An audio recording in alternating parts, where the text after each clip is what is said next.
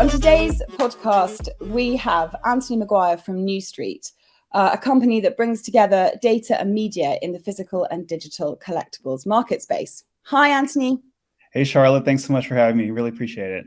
It's a pleasure to have you here. And Neustreet has always been on my radar, just in terms of positioning data and talking about the collectibles market and collect tech, as seems to have been this new term that's been coined by a lot of us in this marketplace. Can you start by giving our listeners just a little bit of a background about Neustreet and why it exists? Yeah, totally. I think it might be best for me to start with the personal story of Eric, who's the founder. So Eric Witchen is a long-term financial technologist, had most of his career decades at Bloomberg, Benzinga, a startup that gave data, like help hedge funds process data. And the same time, Eric has always been a collector. So from like childhood, he was collecting baseball cards. He's a big fan of art. He's a big fan of sneakers. And when COVID hit, we noticed, and particularly from Eric's personal situation, that people started trading, buying, and collecting more of these things. You know, sports cards started becoming like very popular again. Pokemon cards started becoming a really big thing. And of course, NFTs became really big. And at that time, Eric tried just on his own, buying some cards, trying to get a good price on them, figuring out, okay, so I'm a big fan of this baseball player. Where do I actually buy his cards? And the reality is that it was a lot more difficult than he ever anticipated. And this is a guy who worked like in fintech and finance for like 15 years. And he was confused, like, okay, there are so many variations on what a baseball card is. There's this whole grading process. There's all these different places you can buy it from. And I'm pretty confused. So he bought this card. And then the next day he realized that he had overpaid. He wasn't even sure if it was authentic. And there were like a dozen other marketplaces he could be finding this stuff at. So in that time period, what Eric thought was like, okay, well, putting together my own personal collector passions as someone that loves cards, NFTs, sneakers, art, and then marrying that with the fact that when I was, meaning Eric, when I was at Bloomberg, I was building like products and data to help big financial institutions make decisions around trading, buying stocks, bonds, et cetera, valuing them. He thought to himself, okay, well, what if we could create something like a Bloomberg per se for the collectible space? And if you really abstract the way what Bloomberg is, it is data in the sense that a Bloomberg terminal provides you with the information, data, analytics you need to figure out like, okay, what is the price of oil right now? What should I be buying? Like making decisions around that. At the same time, Bloomberg is a media brand. You know, Bloomberg News gets people information, education they need to understand how the financial markets work. So at an abstract level, we thought, could we do that for Neustreet? So right now, we've spent the last, I guess, year and a half collecting and gathering data on all these different collectibles, specifically starting with sneakers, trading cards, NFTs. The three areas that we consider to be, honestly, in some ways, surprisingly most overlapping and also the most culturally relevant to pop culture and society, like all the things that influence cards, sneakers, and NFTs are things like sport, fashion, music, art, etc. Gathering data around pricing, around product that we are then going to like expose in the form of APIs. So while we want to have the sort of intellectual rigor of a Bloomberg in terms of providing data and analysis and advice and news on these different things, we also want to have a connection to the culture, talking about the stories. Like, why does someone buy Air Jordans? It's because of the history and the cultural relevance of Michael Jordan. Why does someone buy Pokemon? Not just for financial reasons, but also for emotional reasons. But we're finding this world where people are buying and collecting and investing in passion, which of course, something you're very familiar with. So for us, we want to be the company that's at the forefront of that, starting with sneakers, cards, and NFTs. Amazing. I mean, there are so many parallels in our market. Sure. It's like, you know, I was suspicious that there are so many parallels, but I mean, you literally outlined exactly where the world is in terms of prints and multiples as well. Because, you know, prints and multiples have that, you know, it's a passion asset. Passion assets like that. I thought what was really interesting is the kind of, it seems like it's grown, but this synergy with COVID and a kind of shutdown of the world and this kind of realization. And your founder's story is really, really similar to the founders of MyArtBroker in terms of being collectors themselves. And actually, you know, quite similarly, buying a Banksy print and it not being in the condition that they thought it was in, and realizing, you know, this is not built for, it's not fit for purpose. And, you know, it's probably slightly different in the sneaker world, but in the art world, there's these huge institutions that sort of run the market, and yet they're not in the world where digital media, particularly within the passion area, and transparency is so important. It's not fit for purpose anymore, and it's about developing things. So tell me about the data and how you come up with fair market value for a pair of sneakers or a baseball card. Yeah, well, that's the ideal goal. It's not like we've all figured it out so far, but essentially, if you think about it, like right now, some of the challenges around pricing and product are even just knowing where these things exist. Where can I buy sneaker X? Where can I buy this kind of baseball card? So what we've been doing for the last couple of years is basically getting as much comprehensive data around particularly price and product for these different collectibles. And we have that available right now. In the next few months, we're going to be releasing this in the form of APIs.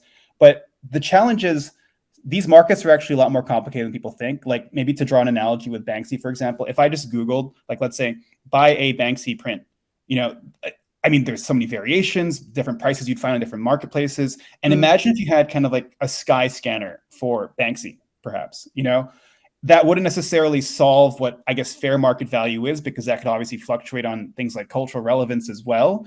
But for us, what we want to do is just bring more data and transparency and access to give tools to collectors and investors. Because right now, the level of transparency that exists is very small.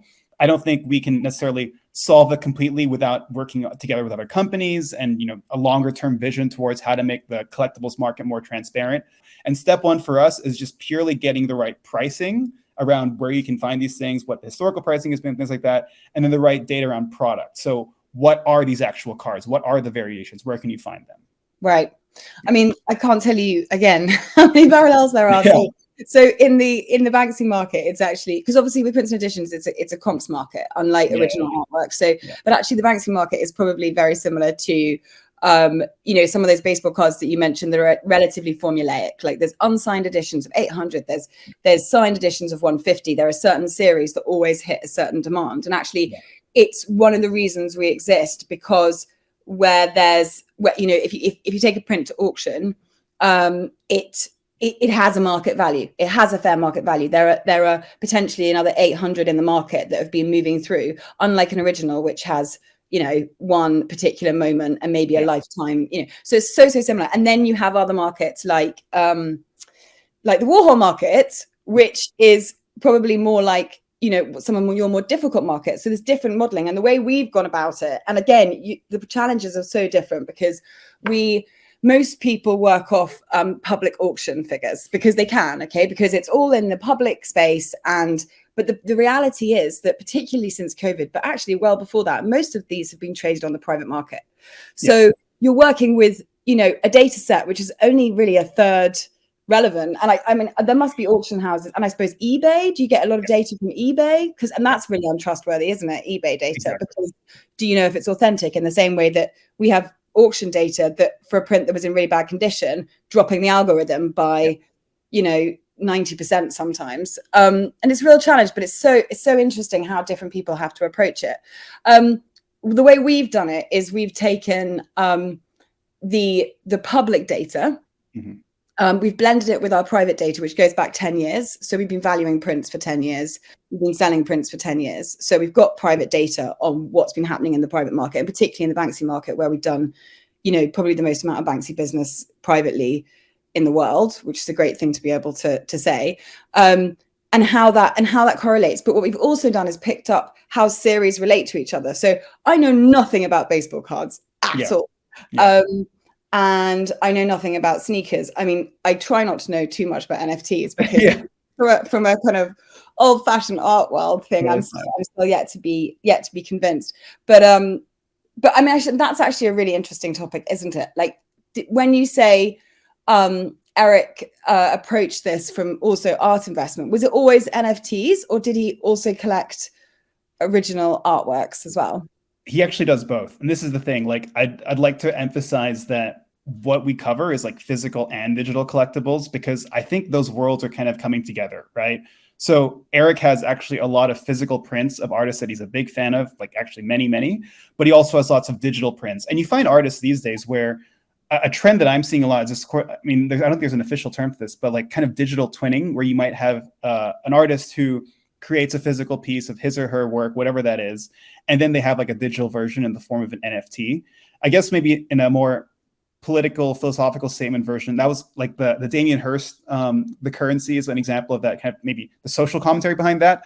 But a lot of these modern, like let's say Web3 native artists are doing both. I would say most of the artists that we see, there's a wide range of them, don't look at one at the exception of the other, because I think that's the world that like we're living in, right? Like people will have, and putting aside NFTs for a second, we are already like, even if NFTs didn't exist, you'd still have kids around the world, or just anyone, spending billions of dollars on digital items and things like Fortnite, right? You still have activations from big luxury brands like Gucci in Roblox. Nike allowing you to wear Air Jordans on your Fortnite character or on like League of Legends or things like that. So to us, it's like the physical and digital divides are really blurring together. But I guess what you're trying to trade in. I don't want to get into an argument on NFTs, but it's but I guess the point it becomes an NFT or it's scarcity, right? Like it's pinning it back to it being taking something digital, which essentially could be reproduced millions of times. And I mean, look, this is the fundamental evolution of what Warhol was doing in his factory in the 1960s. So it's like a fascinating world. That's why artists originally produced prints is to be able to give people access. And then the NFT is really just saying, actually you can own something. Exactly. Which is just a concept that people find quite difficult to get their heads around, I think. Yeah. Because you think about the ideas of like rarity and population, right? So like for example, I don't know, Warhol only did 100 variations of this one piece.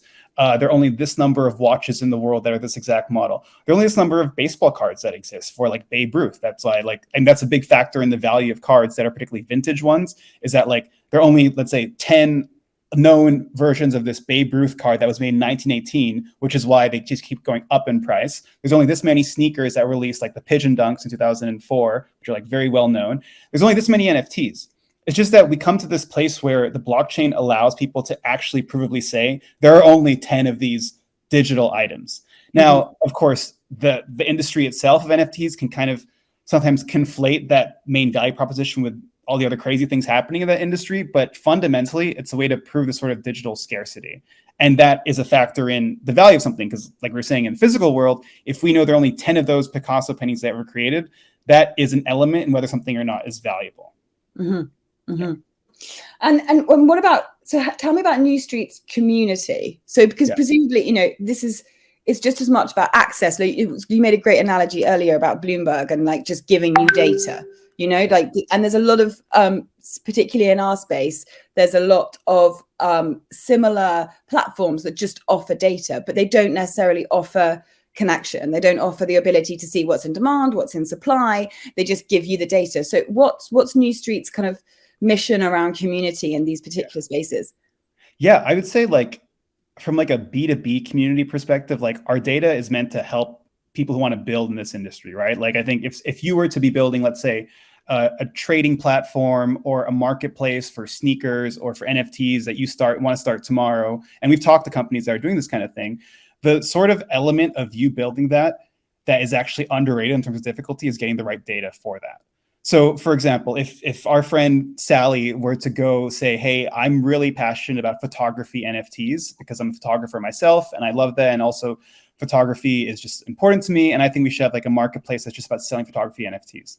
The idea is great and it makes a lot of sense, but there's an entire element of like, okay, well, where do you get the data dynamically about where those NFTs are coming from? Like maybe they're listed on 20 different marketplaces right now. Maybe someone hasn't listed them. Maybe you got to like track that data because it might change. Maybe someone sold it today, but if you have data that's old, then you might not have recorded that. So for us, there's this sort of element where what's really, really important is that we talk to people who are building things in this space, because we're not trying to build that photography marketplace. We're not trying to build that sneaker marketplace that might exist. And there probably will be more that do exist. What we want to do is kind of be the back-end data provider for that. So it's like the more companies we know that have an interest in that data, whether it's for an NFT photography company, maybe it's to plug into a financial model as they're trying to assess the broader space of investable collectible assets and alternative assets. It's very important that we have as many relationships like that as possible. Now, in a sort of broader, big picture B2C perspective, that's kind of where like our media and community comes in, because we have people who are, let's say, builders, collectors, higher affinity individuals in this space, but also we really believe in a world where at a certain point in the future, everyone in the world should have the opportunity to invest in like passion and culture. And I think that's kind of an empowering message, because if you think about how gatekeeping existed throughout traditional financial markets, I mean, to invest in a stock like 40 years ago, you had to like know a broker and call someone. You probably weren't from a non-privileged background in a lot of different ways. But today we're getting to the point where people are able to invest in things like, let's say, a baseball card or a basketball card. And if you're a really big fan of basketball and you know that this like rookie player is underrated because he maybe isn't being covered that well, you're a big basketball fan, you can actually make a bet and profit off the fact that you're a fan of that person and he might be a more valuable asset moving forward. Now, for us, making that group of people as big as possible is obviously good for us because we have more people who are collectors, investors, but it's also good for anyone in this industry, right? The more we can get the behavior and mentality for people to actually understand that, hey, you can actually buy sneakers as a reflection of culture. You can collect things like Pokemon cards as a reflection of culture. That's important to us. Now, the biggest thing, I think, barrier right now to that is really education, right? So what we do here with the podcast and with newsletters and creating articles is teaching people about how this stuff works. Because like I said, I might be a 16-year-old fan of Ronaldo. And if I Google buy Ronaldo football cards, there's really no easy onboarding process to that. You're probably going to get, if not scammed, you'll make a decision that's overwhelmingly confusing, or maybe just get ripped off in some way or make the wrong decision. So for us, there's like a B2B community element of getting to know founders, technologists in this space, but also how do we create like a community that educates people about the space in general, that's bigger and worldwide. And that community is growing no matter whether we exist or not, to be honest. Oh my God, fascinating. And so similar. So similar. That's great. Yeah. You should get into the prints market. For sure. Talk about the algorithm and the product and the tech behind it for hours and hours. So what is happening in the baseball card market at the moment? What did COVID do to it? I'm sure there's, so we refer back to the banks market in the pandemic. Like it went boom. I mean, it's now had to correct itself because they were people were trading them like chips. So tell me what happened in COVID to these three markets. I mean, I think I know what happened to NFTs, but let's talk about that. And like what should one be looking at in some of these markets at the moment? Okay. Hold me back if I talk for more than 5 hours, because like we could just have like hour-long deep dives on each sub segment of the market. But let me start like macro and get slightly more specific as time goes by. Well, I mean, if you look at COVID, right, there were a lot of behaviors that we turned to as like modern society, like let's say the rise in e-commerce, the rise in things like people spending more time inside and maybe spending their money not on things like restaurants outside or physical events. And one of the beneficiaries of that were these collectibles, where even actually prior to, let's say, NFTs and stuff, you saw things like GameStop and Wall Street bets. People were just like investing in stocks that were kind of meme stocks. And that was also probably related to Robinhood and the fact that particularly in the US, people were, the friction to investing and collecting went down through things like Robinhood. So that there was this sort of whole cultural movement towards more retail investing. And as people started thinking, okay, well, what do I spend my money on? Apart from buying Tesla or Dogecoin or shorting GameStop, people started getting back into things like baseball cards and Pokemon cards, because there was this sort of inflection point where I'd say 2021, 2020, more so 2021, there was this sort of like coming of age of people that were driven by nostalgia. And you saw this huge boost in the card market specifically, where baseball cards, football cards, basketball cards all started going up in terms of like average price. And this is the thing too, whenever we talk about this, there's so many different variations here and like nuances, but let's just speak overly simplistically broad. The card market started going up. There was more interest in it. And the same thing happened for sneakers. The same thing happened for cards. People got to for NFTs, which is for a slightly different reason. But people got to this point where they realized that, okay, the things that I wanted to buy maybe as a kid, let's say a baseball card or an Air Jordan shoe, which isn't always cheap, they had the income to buy these things now, maybe people in their like early 30s, for example. And that was kind of an interesting target market that started growing during COVID. Now, as time went on, we saw that these things grew in like specific ways that go beyond the macro level. So NFTs, I think, were a function of the fact that people found digital collectibles a more understandable and palatable way to figure out things like crypto and Web3 and the blockchain. It was a way to kind of attach yourself to a community. A lot of it was very much driven by like hype and culture. That's not too dissimilar from a brand like Supreme or streetwear brands in general. That same cultural underlying layer existed for sneakers as well, as people just started getting really hyped about things like, let's say, Travis Scott releases. And for cards as well, it just became a more common like hobby in terms of where people put their money. Also pair that with stimulus checks, particularly in the US at that time. So you had this point where like in 2021, all these different industries are really exploding. I would say as time went on, in 2022, like the market started coming down for a variety of like macroeconomic reasons as well. Arguably, you could say that 2021's market was very much hyped and that it wouldn't last forever. But now you're getting to this point where, I mean, we're still in a situation where we believe in the long-term future, just like how the dot-com bubble didn't mean the internet was bullshit. We still think the same thing with collectibles, where a lot of the companies that have survived or have thrived are the ones that you want to keep your eye on. A lot of the NFT projects that have stuck around are the ones you want to keep your eye on. A lot of them have gone away, but that's like at a high level. I'm happy to dive into specifics, honestly, by sport, NFT or sneakers. It's really, really interesting. And also it's kind of a bit of an eye opener for me because what we experienced during that time was street art particularly, and Banksy in particular, really, and then there was a correction. But actually what it's done to that market, whilst at the moment American pop is absolutely booming, what it's done to that market is the signed prints, the more rare signed prints, you have not lost value on. It was what we saw was the memorabilia part of this market, the stuff that we don't trade in, was going through the roof, and then that was pushing up the unsigned value of prints. The top level hasn't really seen it, never needed to correct, but there's been a correction, which it's just classic. It's just so interesting that it's all connected.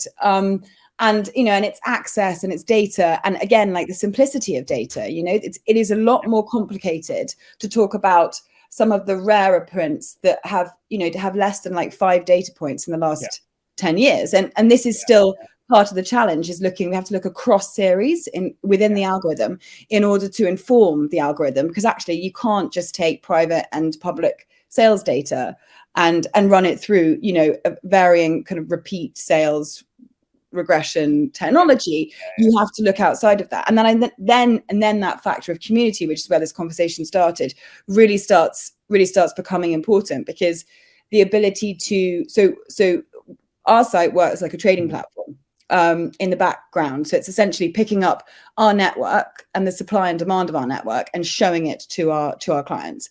So at any one time, people can see that there's 5 available of this, there's 28 within our network, and there's maybe 20 people that want it right now. I mean, the kind of personal element comes when you start negotiating on price and you speak to one of our salespeople and you go through the specialism, which is ideally for us what it's all about. It's about connecting that specialism with that market data and that tech, which brings me back to this word collect tech, which I love, and I think I saw on your site. Is this a term that's been around for ages, collect tech? I love to, they take the T, by the way, clearly, just to make people understand, take the T, collect, and they turn it into tech. Is this like a buzzword that I just haven't been aware of? I'd like to think that we deserve a good chunk of credit for beginning to popularize that, not exclusively, of course. I think this is a term that will become more and more common as time goes on, and we're actually in the process. We're hosting an event in May called the Collect Tech Summit, and really want to build this to be a thing, because I mean, some of these things that you kind of take for granted, like fintech, for example, that wasn't always a thing. If you said fintech 20 years, like maybe 30 years ago, they're like, what do you mean? And the creation of these, like, I guess, industry terms and subsequently industry bodies, those were sometimes conscious decisions by companies and organizations that needed to come together. So what's really important for us is to make Collect Tech a thing and try to create, like, one of our plans is to make a Collect Tech consortium, get people from across the industry, because I think conceptually, sometimes people don't realize how connected these things are. It's like, if you work in like what you're doing or what I'm doing, you might realize, okay, well, there's market dynamics here that are very similar. But if you from afar have never bought a card, if you've never bought sneakers, never bought art, you might think about these things as completely different. But as time goes on, you see that they're actually not. And then there's even bigger things happening, like Nike buying Artifact, the NFT fashion brand, sneaker brand. And now Nike is launching many digital products in coordination with their physical products. 2 years ago, that sounded insane. Like literally, the idea of Nike launching NFTs sounded absolutely insane 2 years ago. But then towards the end of 2021, when they bought Artifact, I think that changed the game in a lot of ways. Now, every sneaker company, every shoe brand wants to talk about their Web3 strategy. And they all have pretty much done their own versions to varying degrees of success of NFT drops. Apply that same thing to fashion. I can name dozens of examples. Apply that same thing to many, many other companies. We're still definitely early, and not all these executions are good. Let's be very clear about that. But it's hurtling in the direction that we think is the marriage of physical and digital, because our lives are becoming more and more physical and digital. So interesting. And what you're saying about collect tech is really interesting as well, because there's this like well-known adage in the art world where people love to, like, you take kind of a bricks and mortar gallery, and then it's like, we're entering the art tech space, and it's like, no, you're not allowed to just have a website and call yourself art tech, which is, still something that happens. What does so first of all, like, how much does this is like someone asking me how much a Banksy print goes for, but how much does a baseball card go for? Like, what's the average market value? Where do I start? Like, how much cash do I need to have? And if, considering they're now fractionalizing them, they must be worth a great deal. Well, let me I'm going to give you an answer that is probably intentionally, just because of the reality, complicated. You can buy some baseball cards literally in like bargain bins at stores for cents. For reference, the most expensive baseball card ever sold, I believe, was last year for $12 million. A Mickey Mantle card. And maybe similar to the art market, what we're seeing on the higher end, just as an observation on the higher end of the market, it's kind of recession proof, right? Like the records that are broken for like most expensive basketball card, most expensive baseball card, those records are broken every single year. And I doubt, no matter how bad like the economy is, someone's going to go from buying like the most expensive baseball card or basketball card or whatever from like $8 million to $10 million to 12 to 14, whatever. Obviously not financial advice, nor am I a financial truth fortune teller. But that's something we've seen if you look back at it historically. And when that baseball card went for 12 million, where did it sell? I think it was on.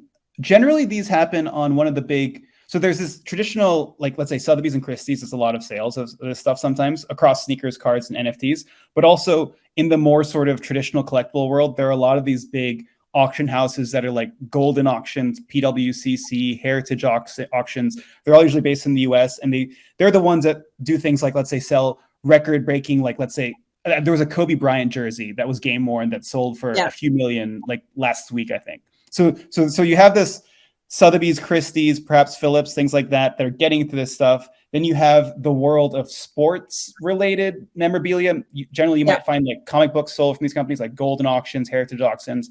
And it's a crazy world, but it keeps going. Now, let's say, Sorry, and did that 12? Yeah. What was the trajectory of that 12 million pound baseball card? Like, did we see it like what was it bought for? Like, this, like, just to equate it, like some of the Banksy prints now were bought for 150 quid on a on a Bristol market stall. So where does and how, if I had £5,000 to spend now, where should I put my money? And how would Neustreet tell me that, I guess, is the question. Yeah, totally. Okay, so let me answer that in two parts. One, referencing the specific higher end items, and two, giving advice to the person, obviously not financial advice. So firstly, so a lot of these like vintage cards are generally from some of the best athletes of all time. So for example, you might find like Babe Ruth, Mickey Mantle, those baseball cards, they're players who are playing in like the 50s, for example. And at the time, you probably could buy one of their baseball cards. If we were like younger in the 50s, we could buy it for like maybe cents on the dollar, maybe dollars. Sometimes, like if you look back at the history of baseball cards, sometimes these cards were in like cigarette packs. And there's like interesting history around that. Now, the reason that these have maintained their value is a mixture of things. One, Babe Ruth, for example, is considered one of the greatest baseball players of all time. his legacy just continues to get bigger and bigger each year that goes by. So subsequently, the value of his items, whether you want to buy like a Babe Ruth jersey or a card, generally increases in value. Now, another element of that is scarcity. So sometimes these cards, there's like stories, and I don't remember some of the specifics, but like some of the stories are like, okay, there are only 10 of these printed, or like 500 of these printed, and then there was like a fire, and then now there are only like 5 in known existence. And each of these, like in the official population data, there are only 5 of these that exist. So there's an element of rarity and scarcity that comes from these cards, and they've been tracked for decades, right? So let's say a card might have been produced in 1954, but we know that each year that gone by, there's only this many left in the world. Now, on top of that, there's a grading element to it too. So baseball cards and all sports and TCG cards generally have this element where one of the major grading companies, let's say PSA or Beckett, they grade a card. It's like quality from like a 0 to a 0, 1 to a 10. And the cards that have the highest grade, that have the lowest population and cover and are of like some of the most famous people, athletes of all time, are generally the ones that sell for that much. And the price has generally been going up and up historically, because no matter what happens, there won't be more of these cards produced. Yep. Unless some brand new athlete completely destroys all records forever, there probably won't be someone that crushes that person's record. And because we know that not many others will ever be produced again, then you have the situation where it's like, okay, well, if there's only 2 grade 10s in existence, then that, like, the value of that rarity and scarcity just increases over time. Now, what we're talking about are markets for very wealthy individuals. Like, probably most people don't have the ability to bid on like a $5 million basketball card. As you go down, use that same criteria, you can look at things right now that might be investments at the lower end. So I think what's interesting, particularly about cards, and by the way, how this works sometimes has an analogy with NFT or sneaker, but I'm going to focus on sports cards at this exact moment. So let's just take the NBA. Generally speaking, your investment, your collection of a particular player is in many ways a bet on their career. So let's say you might bet quote unquote by buying cards of a particular rookie because you think he's undervalued. And you think that by the time he retires, maybe he's only been playing in the NBA for a year, you think that he's going to win 10 championships, break all these records. Now, because that is some of the calculus that goes into making a decision, you also need to figure out, like, okay, well, Topps or Panini launched this person's rookie cards. And generally the rookie cards, which are the earliest, are the most valuable on average. You can see, like, okay, but they've launched like 20,000 of these cards, or there's only 5 that are graded 10 though. So you have to think about, okay, Luka Doncic is a good example, or Zion Williamson. These are both young NBA players who are considered already very, very good and potentially could become legends, but they have sometimes hundreds or thousands of variations of their card. So it's a slightly more diluted situation, and that's a big topic in the card market, like dilution and oversupply, where, sure, even if Luka becomes the best player of all time, the fact that there's 20,000 of his cards available right now means that you'll never have the same sort of scarcity as a Babe Ruth that was made in 1925 or whatever. So to me, I think like a smart decision to make is be diversified, right? As any sort of person would tell you in finances, right? Don't just buy, yeah. This is also where collectibles aren't just about finances, right? Like, I might buy cards for Luka Doncic because I love him as a player. He plays for the Dallas Mavericks, and maybe I'm from Dallas. And to me, no matter how well this guy does, I am a diehard Dallas Mavericks fan. Yeah. And so that in one ways might result in a good ROI for me in the long term, or I might just keep that for the rest of my life and give it to my grandkids. So it's interesting. Like, I've interviewed a lot of people on our podcast who are diehard baseball collectors. And sometimes the calculus is purely financial. Sometimes the calculus is purely emotional. So I'd say, honestly, if you're interested in figuring out, like, what do you care about? Do you follow sports? Do you like Pokemon? Do you like, I don't know, whatever you're interested in? I would say maybe the investment advice, quote unquote, is similar to perhaps how you'd suggest that for buying art, right? Buy what you love and try and get something that's in low supply. Yeah. Exactly. I mean, honestly, you could have picked up every time you mentioned a baseball player's name and put an artist. Yeah, exactly. Right.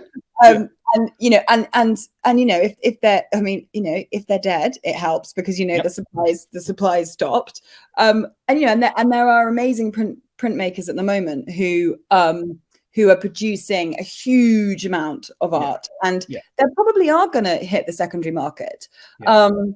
But because of the supply, it's just ongoing and it's ongoing. And also, I think, with the terrain of NFTs being part of it, and Damien Hirst loves playing with this. And to give him credit, he plays with it brilliantly. I mean, poor people that lose out. But yeah, I mean, and it's a bit like you said earlier, there are some things that the artists are doing at the moment, which you wouldn't, like 2 years ago would have been like, no, that's ridiculous. No, that's not going to work. And now it's like, yeah, actually that totally works. And again, like you talking about scarcity is exactly the same in the art market. And also it really reminds me of, so my background is Christie's Auction House. And back in like 2012, we used to run the pop culture sale.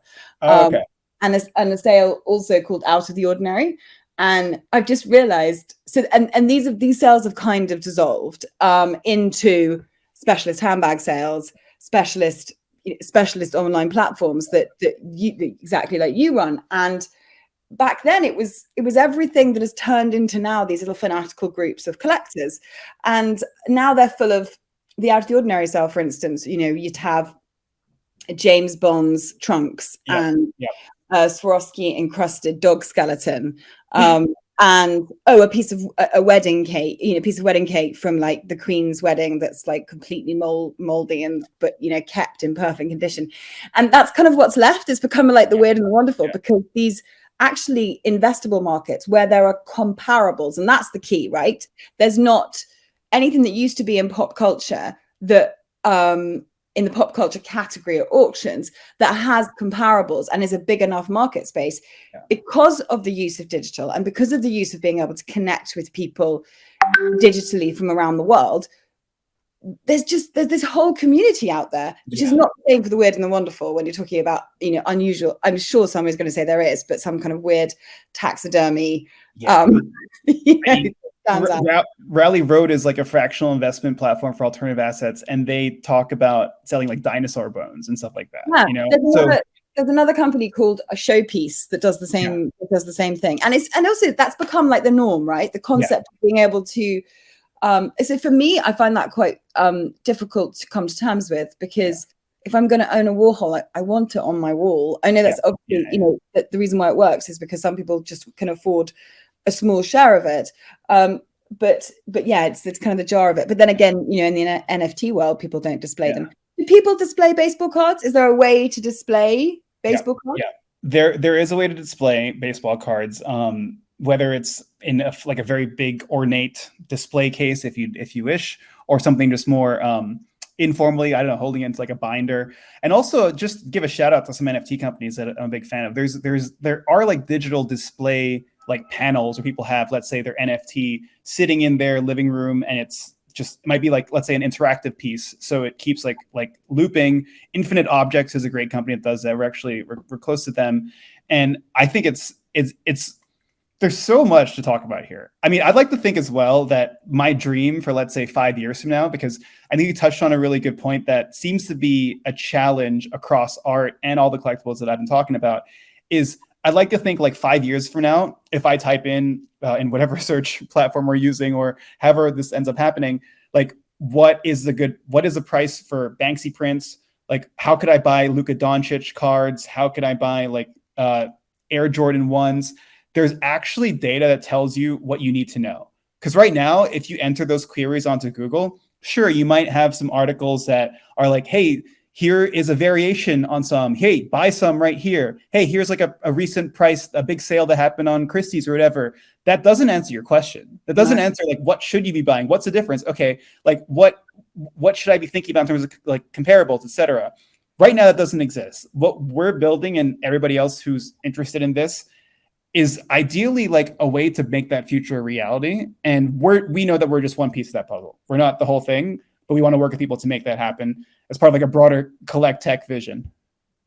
And so the idea is eventually is that you'll be able to pick up every comps market and be able to use the same background technology to right. And that is that by like how wide is your data Are you scraping data from like a vast amount of like everything from eBay to auctions? Like how is everywhere? I mean, All of that's the above. Yeah, wow. which is why, like, as you probably know, it's not like something you can just snap your fingers and do. Like, because there's elements to it too. It's like data acquisition is a full-time job for teams. You know, a full-time job for a single company. Then you have things like cleaning the data, organizing the data, sorting the And data. that has to be done manually. There's stuff that you can't do without someone sitting there being like, I know that particular print isn't actually that particular print, especially if the data going in, which I imagine with eBay, you have a terrible, like, so authenticity, like, so we don't use any data that isn't from an authentic source, but you must have a nightmare using eBay data to inform. Well, this is a daily challenge for the part of the business that thankfully I'm not involved in that day to day, in the sense that cleaning the data, making sure we have accurate data, acquiring it, that's done by like our CTO and our data science team. But yes, it is an ongoing challenge that won't necessarily just be solved when we launch and we'll have zero problems and zero issues with it. It's an ongoing thing that I think will be a big part of our business no matter what happens, right? So the data acquisition piece, like, and maybe new categories will come in that we want to add, right? Like, I go back to the card piece, I think, at the beginning, because that is particularly messy in terms of like different variables that don't exist across things. Like, you don't grade sneakers. That might happen in the future, but there's no like sort of grading company to figure out sneaker variations. You also don't have the same number of variations for sneakers or NFTs as you do cards. Sometimes there could be like literally hundreds or thousands of variations of the same card. And that's just insane to me sometimes. So as we think about these things, like, let's say we get into watches next, or wine, or comic books, there might be elements of those particular markets that I don't even know will cause an element of complication, but that's going to be our long-term challenge, try to solve those data problems no matter what happens in the future. Yeah. And I mean, I suppose using 3 categories at the moment that you're focusing on that are quite so, I mean, I can't even imagine what the condition issues with, like, how do you solve, because, you know, we see that a lot. Like, that's why you get these really difficult valuations where, you know, you've got a trajectory within a series that is going up beautifully, showing you a beautiful line. And then there's one print that you're like, that must be an outlier. And manually, we have a team that goes through and look for those outliers. And then you realize it's not an outlier. It's just something that was in such bad condition, or, which I imagine you have a problem with more so because you're using so many different sources. Not to be pointing out problems, I'm just trying to illustrate how complex it is. You know, that actually it is the print, but it went through a particularly bad auction house and so therefore didn't command what it should have commanded. I mean, you must see that a lot. I suppose condition with sneakers is also really important. People don't necessarily buy them to wear, right? Depending, they buy them to store them and display them. It depends. And this is the thing, like sometimes the answers to these questions are like yes and no. So I mean, and this is the reason why, like, we want to work with all these different companies. Like, we want to build a relationship with everybody from eBay to StockX to the biggest like NFT marketplaces like OpenSea, because these challenges are mutually beneficial, right? Like, if we know that we can work with eBay and say, hey, like, here's a better way to think about data, then that just helps their business. We're not here trying to sell anything, to be honest, right? Like, we're not a marketplace ourselves. We benefit from all marketplaces growing. And I think too, it's interesting, like, in a way, the grading element of cards, if it's not a raw card, which, again, getting terminology here, raw card means it's ungraded, but the grading element of cards is actually, and sometimes a good thing, because I don't think paintings aren't graded, right? Art isn't graded where to guarantee the quality or condition, right? They're not, but I mean, the conversation of like grading the prints market is something that, you know, and it always feels like that step too far. You know, because ultimately you're dealing with a passion asset, and you can't really grade it. You can't. I mean, you could definitely build something that's similar to a grading system, sure. Well, we've seen grading companies that are like full-blown startups that have raised venture funding that just purely talk about grading, and they use things like, let's say, AI to do a better job of like grading a card, grading a comic book, etc. So that, again, that's like another world where we're not trying to be a grading company at all. But should we work with them to help solve these problems? Like, hell yes. We'd like to be like partners with all these different people. And that's just one example. So there's so many different elements and nuances that we realize we can't do on our own, which is why we're trying to build a sort of collect tech consortium, which is like a really big focus for us. I think the other thing around the grading concepts, it comes back to that conversation you have with a client or somebody looking to invest for the first time. And ultimately, they're asking for grading conversations. They're asking for something that says, and then that always leads into appetite for risk. Okay. Because there's obviously artists. First of all, if you're really up for risk and you're purely buying on passion, go to the primary market, because you can make really big mistakes and you can really love it. Which, you know, primary galleries hate me saying, but it's true. Like the chances of you buying something on the primary market and being able to return what you spent are pretty much zero. The chances of you buying something on the secondary market with a 5-year, 10-year, 20-year, 50-year pricing record is that you will return your money. It depends, you know, how liquid that is, depends what you buy. And essentially, like, a grading system comes down to your appetite for risk, right? So if you want to buy into something, you know, the people that bought into the Banksy market very, very early on, they were not thinking about risk. They were thinking about, that's cool. Yeah. And what's great about this market is that there's a lot of people who bought them, not, you know, the chances of them buying something at the Bristol Street market that might have been worth something, and they weren't treated. And I imagine this is the same for very rare sneakers and those very early baseball cards. They weren't treated like pieces of, they weren't treated like assets. So people didn't care about them.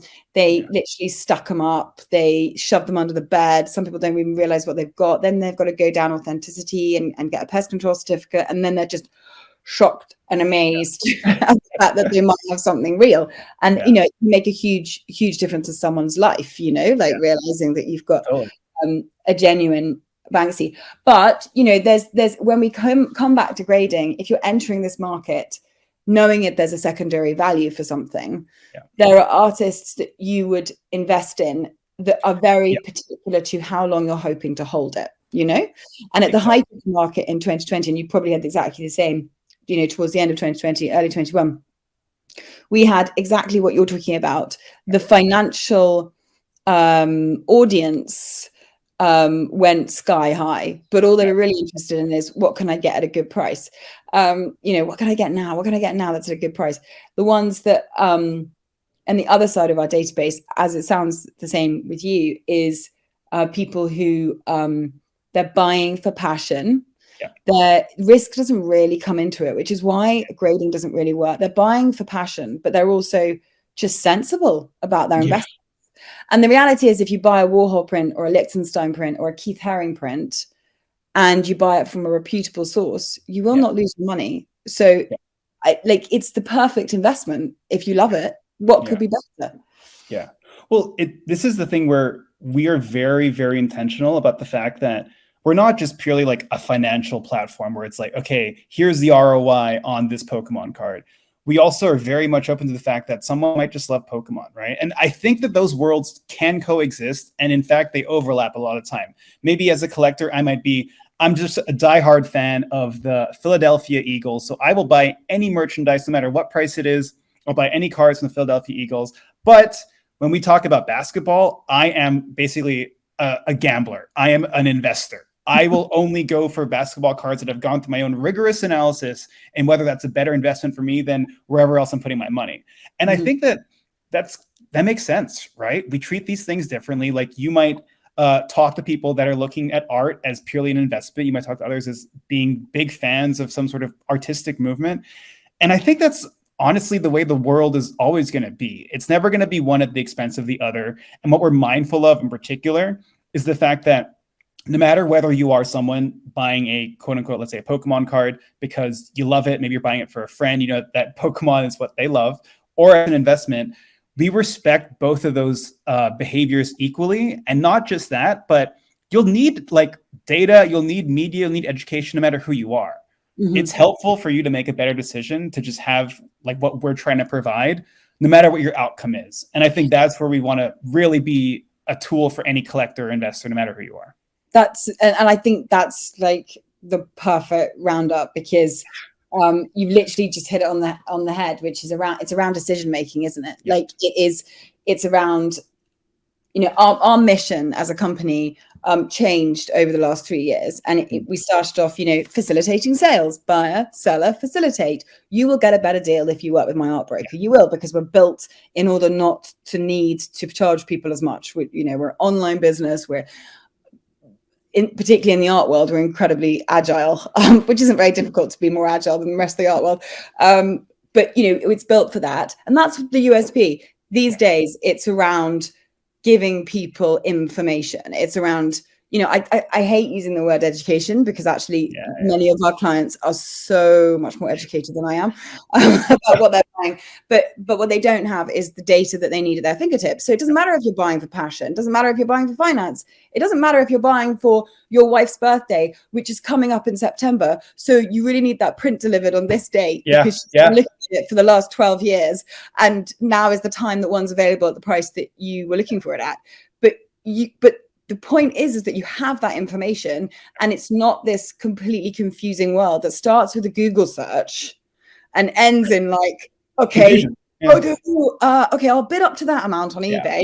And then I guess it doesn't really matter if it's not real, right?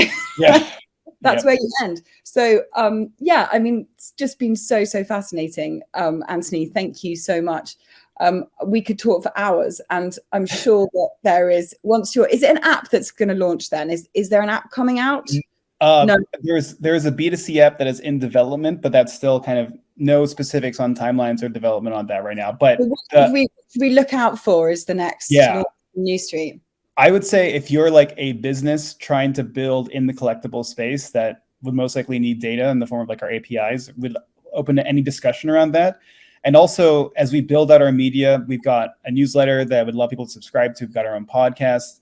I think follow us on Twitter. And anyone who wants to collaborate on things like content, just community building with Neustreet, reach out to us through any of the above channels, or reach out to me personally. Great. Amazing. Anthony, thank you so much. Thank you, Charlotte.